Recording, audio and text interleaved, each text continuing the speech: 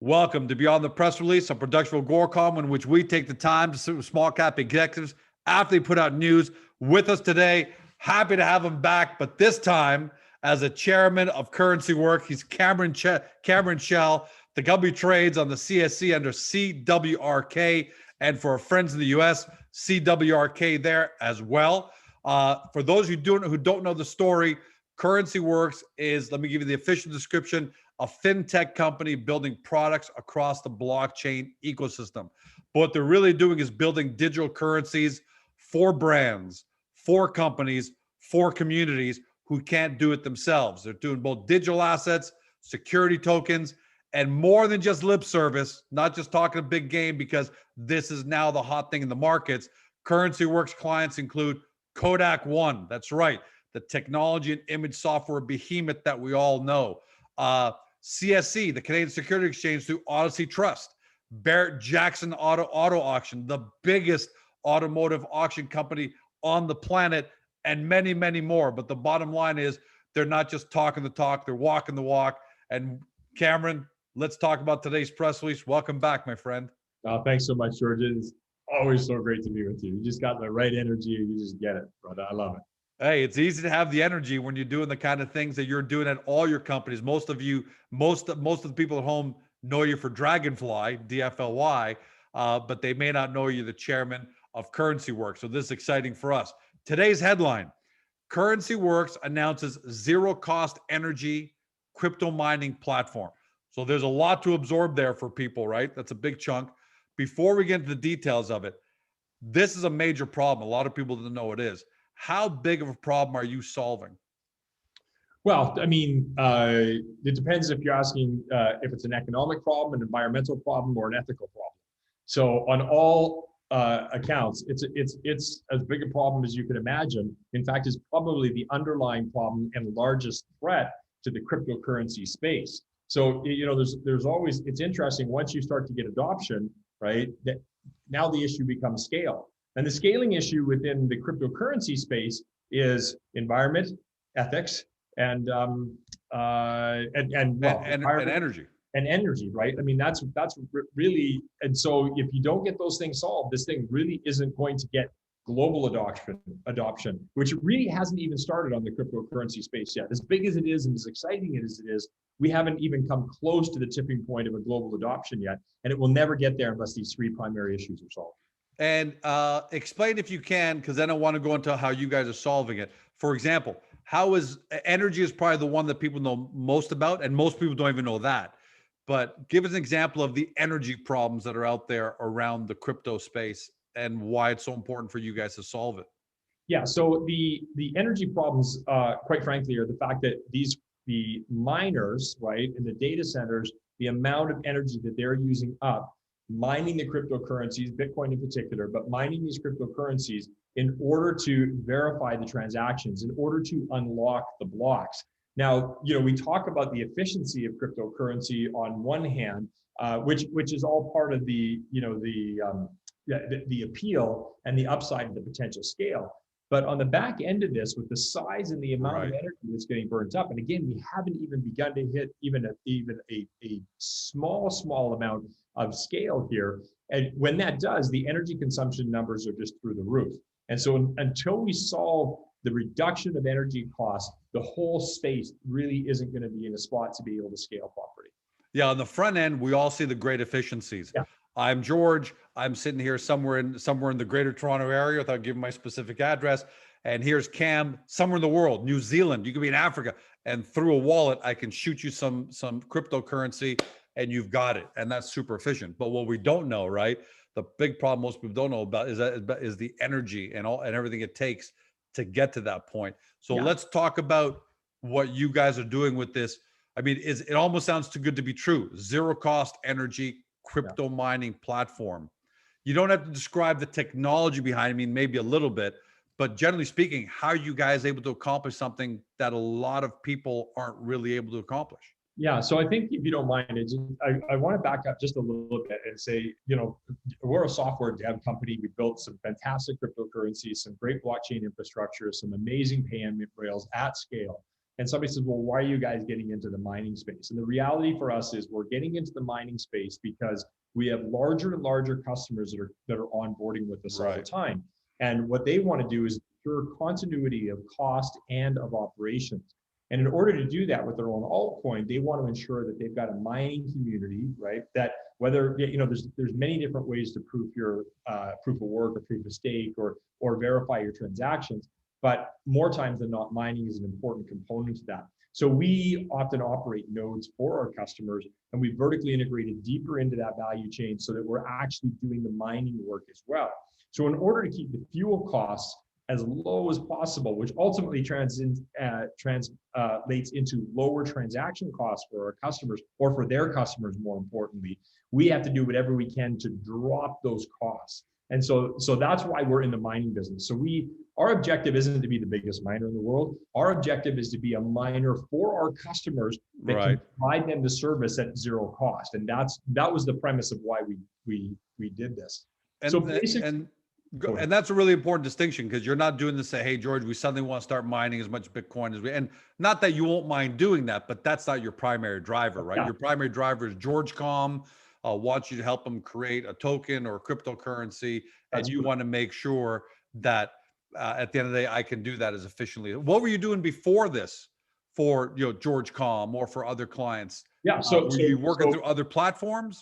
Yeah, well, so before this, we would set up nodes and such for our customers, but we the other mining, we would go out and solicit other players in the mining community to be mining the coins for us, or working with, if it was an Ethereum-based blockchain that we had built on top of course, it's got a large mining community already. But and we would solve a lot of those transaction problems through middleware software that could run multiple instances of our operation at the same time, so we get our transaction costs down in the case of Ethereum, and there's different solutions for different blockchains. But at the end of the day, as our customers get larger and they become more sophisticated and their scale grows, we had to vertically integrate backward in order to provide that continuity of service and cost. Well, and you can pretty much, all of us can pretty much telegraph that, right? That all crypto, the industry is just going to get a lot bigger. There are going to be a lot more customers, whether we like it or not, it's going to happen. So yeah, you're getting ahead of this today, one way or another, because there's no doubt that your client base is going to get bigger, their needs are going to get bigger. And I'm not looking at 3 months from now, I'm looking at 3 years from now, 5 years from now. So this is really a very short time frame to be able to build and scale these operations to meet the demand that's coming down that pipe. It doesn't take a lot of research to see the inevitable waterfall that's coming over that. So we're doing this because we're being driven there by customers. What do you, I've got to assume, because you're one of the smartest guys I know in technology, especially in crypto. And I'm not just saying that because we're here, but you and I met at a big crypto conference. We had a big conversation there about some years ago. So, you're not a Johnny come lately, that's for sure. So I'm going to presume that you've already had, before you guys set out on this initiative, you probably had some conversations with your current customers or with potential customers and said, hey, if we could come up with a zero cost energy, crypto mining platform, how much more competitive or attractive will that make CurrencyWorks? What kind of feedback were you getting, and what kind of feedback are you getting now that you've made it official? Yeah, so we on the front end of this business, we've closed more than one significant customer. I would say the tipping point was because we could provide them this continuity of service. So when they had concerns around, well, how is the mining community going to adopt us? How are we going to get enough nodes out there? How are we going to keep our transaction costs lower? They had a few other companies to look at that could build these coins out, that could provide a great service. Certainly had the technical chops to do it. Maybe didn't have as much of a track record as we did, but still fantastic companies. But this is really the next level in terms of being able to provide an end-to-end comprehensive service. And so I think it was a deciding factor on at least 2 projects, sizable projects that we have coming up. Fair to say that this is going to be a great closer for a lot of business you've been going after that's saying, hey, maybe we go CurrencyWorks, maybe we go with GeorgeCom currency. This should be that final nail in the coffin where you win over a lot of business. I think it's going to be pretty tough for anybody who's building a serious altcoin, one that's regulated and is going to deal in in end user payments of any sort or any type of regulated market, it's going to be pretty tough for people not to be considering CurrencyWorks in how we've done this. And I want to ask you a couple more questions, but this is a good time to kind of go off on a small tangent, which is explain to some people at home, because even your current shareholders probably don't quite understand it, and definitely new people that are attracted to or going to watch or see this, are going to watch or listen to this on podcast. What is your business model? How do you guys generate revenue when you help George Com create his token or currency? Is it you're taking a small piece of the action along the way? Is it one big upfront service fee? How do you guys generate your revenue? Yeah, so we're paid development fees upfront for this in order to build out these systems. We also typically keep about a 20% carried interest in the blockchain that we are building. Wow, and that's pretty sizable.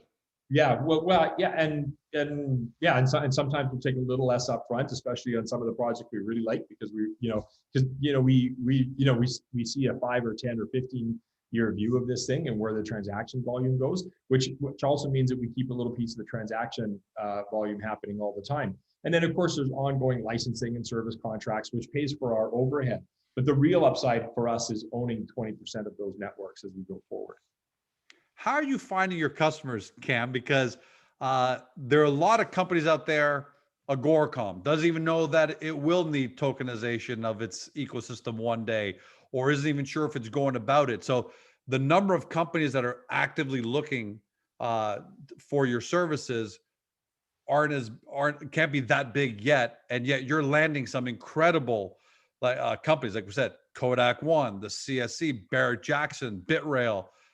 It's amazing what you guys have been able to do. How are you winning this business? This strictly a lot of it, the Cameron Shell, Rolodex, and network. Well, you're so gracious, George, when you say things like that. But for the most part, our tech team, which has done everything from put cameras on the International Space Station, right through to build the first cloud computing company in history in the mid '90s.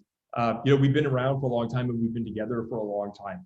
So most of the customers that are dealing in this space right now, they're Fortune 5,000, they're kind of Fortune 1,000 companies. And most of those companies today have treasury departments that are looking at Bitcoin, not Bitcoin, but at cryptocurrencies. Right. For security reasons, for transaction reduction reasons, for supply chain management, so if the average, maybe even institutional or certainly retail investor doesn't understand the scope of blockchain, it's taken hold, it's scaling across.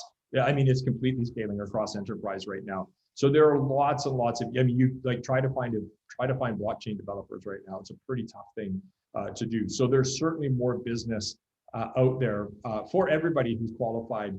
I would love to say, oh yeah, it's just because we know everybody, and there's some of that because we've been around a long time, but the industry really is booming. So when we think about what's happening, with the price of Bitcoin, or which is kind of like the sale that kind of seems to predict where things are happening, underlying that, what's really going on is very, very fundamental infrastructure builds across that Fortune 5,000 in blockchain right now, which ultimately means a whole bunch more cryptos and digital currencies and stable coins, in whatever use case they're going to happen. So you think about things like NFTs, you think about things like Dapper is doing with NBA Top Shots, and you don't realize that that's a whole cryptocurrency infrastructure. You never know you're using a cryptocurrency because you're loading it with your credit card and everything. But that is an entire blockchain infrastructure, and there's what, maybe 500, 600, 700 new ones that are now coming to market because NBA Top Shot has been so successful. Unbelievable. Yeah, so it's the amount of business out there right now is just completely incomprehensible. So looking forward for CurrencyWorks, and I'm not asking you for any kind of projections or anything like that, because you can't give them unless you actually press release them. But is it fair to say that the blockchain cryptocurrency world is growing so fast and so inevitable that it's going to touch pretty much, there won't, unless you correct me in your answer, I'm saying there isn't going to be an industry that's not going to be impacted by it. Yeah, that'd be like saying, there's, what industry isn't affected by the internet? Right. Like it just, what industry isn't affected by, like, Absolutely. Blockchain will touch completely and absolutely everything. So fair to say, you don't even have to hit the bullseye. Some industries, man, there's a big niche industry, but you really got to hit that bullseye to be successful.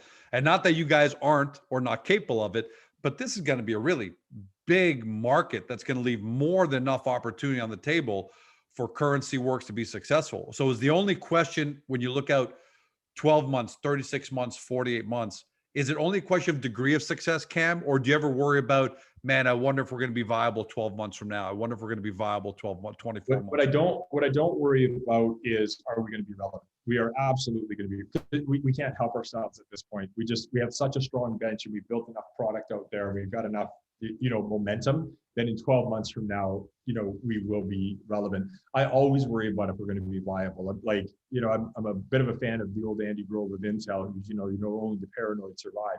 So we're on it every single day, worrying about, are we going to be viable? How do we stay viable? Which is why this initiative has come up. There's going to be there's such a demand for blockchain folks out there right now. There's going to be a lot of less strong talent coming into the market, creating a lot of problems. But it is going to create a noisy environment. So we are constantly looking for the strategic differentiator to always attract the client that we want to attract. And the client that we want to attract is that Fortune 1000, Fortune 5000-ish type company who has a very entrepreneurial or has a really, really creative endeavor that they want to go down the path of. I mean, we don't want to get stuck into building back-end banking systems. I mean, that's just it's tough to attract engineers and partners to do that. Yeah. You got to be sexy, right? You got to be sexy and attract the best people. Right. So those are the types of things. And so when we're able to come out with an initiative as part of our platform that can provide, ethical, zero cost energy, crypto mining, I mean, as much as anything, sure. It satisfies our existing customer demand. It helps us attract new customers, but it also helps us attract great talent. And that really is unlike what I'll call the non-crypto world, where clean and ethical ESG are buzzwords sometimes used.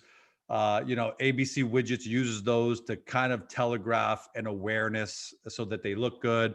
In your world, in the CurrencyWorks world, those are non-negotiable. You either have those or you're not in business, right? Yeah.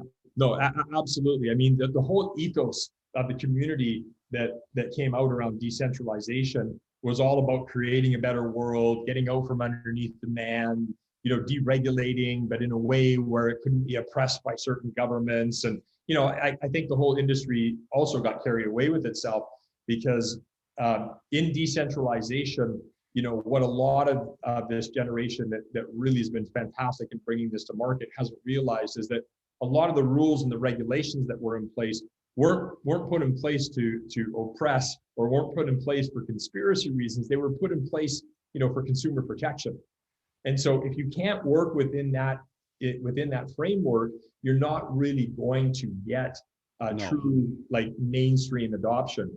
And so doing things like ethical mining with provenance on your cryptos in a way that is environmentally responsible, friendly, trackable, provable, all the rest of it, those things really start to matter for that exact same community, right? That's kind of like the dichotomy of that community. And certainly in a consumer sense now, you're not going to get companies like the Nikes of the world or the Starbucks of the world or all these large companies that are embracing, the PayPals of the world that are embracing cryptos that, they can't embrace cryptos unless they've got corporate governance that addresses these issues. And so that's why, I think we're on the leading edge of this, but we're going to see more and more of it. It's going to become very mainstream or commonplace in the next 6 to 8 months. Last question about your business model. I like the way, and even though it's sizable, it's worthy. You guys have a 20% interest in these blockchains you help create or tokens and that makes sense, right? Because if George Colm comes to you, I've got no way of getting it done. It's either do this with CurrencyWorks or I've got to try and go build a team on my own, and good luck doing that. So given that's going to create shareholder value, no doubt. But do you think you may get to a point, because you don't have a big portfolio of clients yet? It's a great portfolio, but obviously you're planning to scale really big. Do you think you might get to the point where you start doing airdrops onto shareholders of CurrencyWorks to say, hey, we've now done work on 100 different blockchains and cryptos, and we've got a piece of that action. We want to spread a little piece of that action into everyone's wallet. One day, I'm assuming there's going to be a CurrencyWorks wallet or something like that. Do you foresee a future like that, or am I getting too far ahead of myself? Well, you're brilliant. I'll just say that. You're brilliant. Okay, I love that non-answer. I'm going to mark that here as something that my guys are going to pick off in a mini clip for after this is done. All right, so I'm thinking ahead of the curve. Cam, last word to you. What should your shareholders know? Not necessarily just about this press release, and if that's what the last message you want to be, for sure. But what do you want them to know? What do you want them to know about CurrencyWorks and where you guys are going? Yeah, George, for us, we didn't talk a lot about the technology and specifically how we're doing that, and a lot more of that will certainly come out as press releases are revealed. We are building our facility, our plant right now. We have customers that are preparing to onboard to it so that they'll have zero cost crypto mining. And we're being a little bit coy about it because though our tech is proprietary. It's not something that we necessarily want to put too far out there into the world, at least Sure. not quite yet. Of course, our key customers and stuff know exactly how we do this and how it works. But I think the underlying message for CurrencyWorks is that we've been at this as a public company since 2016. And I remember back in 1995 when we were actually had Microsoft Office working on a server. And on 28.8 modems, we're serving it out to accountants that were working at remote offices.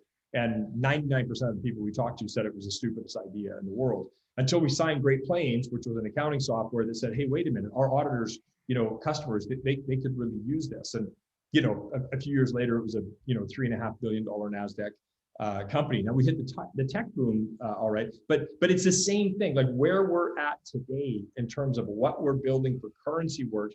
People say, well, why does a company need its own currency? But this will become so commonplace, right? The notion that you and I, have software on our computer as opposed to use it in the cloud nowadays is just, it would be ridiculous. Like we couldn't operate with the efficiencies that we operate. Impossible. The exact same thing will happen in the DeFi world, right? In the decentralized world of finance. Whether it's payments, whether it's NFTs, whether it's currencies, whether any interaction and transaction is going to be verified, right, by a decentralized server somewhere. If for no other reason, it will become less expensive than the centralized systems. And AI and systems that we are building will have the same or higher level of trust than centralized systems, as long as we put the right regulations around it. So I think CurrencyWorks is in a unique position to mesh the decentralized world with the really importance of the regulated world today, which will actually mainstream these types of technologies. So I see another billion-dollar company in the works here if we don't screw up, if we just execute on what we've got on the plate. I can't say it any better than that. So I'm not going to add anything else other than congratulations on what you guys have achieved to date. Cameron, congratulations on this really important initiative with the zero energy crypto mining platform, and continued success well into the future. We're all on your side. Yeah, you're amazing. Thank you so much, George. Have a great day. Thank you, Cameron. For everybody at home, you've been watching or you've been listening by podcast to Cameron Schell. He's chairman of CurrencyWorks. In Canada, stock symbol CWRK. In the US, stock symbol CWRK. What your next step now is due diligence. That's the part you got to do. You've watched, what does that say? You've heard everything. Now you got to do your due diligence. And the best way to do that, you can see the URL right above camera there, currencyworks.io. Get yourself over to the website. Do your deep dive due diligence, because guys, there's just no doubt about the fact that blockchain and cryptocurrencies, digital currencies are going to be a part of our future. That is inevitable. What you have to decide is what role CurrencyWorks is going to play in that. You've heard what Cameron had to say, but we can't tell you what to do. You have to make that final decision on your own. So make sure you do your due diligence, do your deep dive. Just don't tell us 12 months from now we didn't tell you so. Have a great day. See you next time.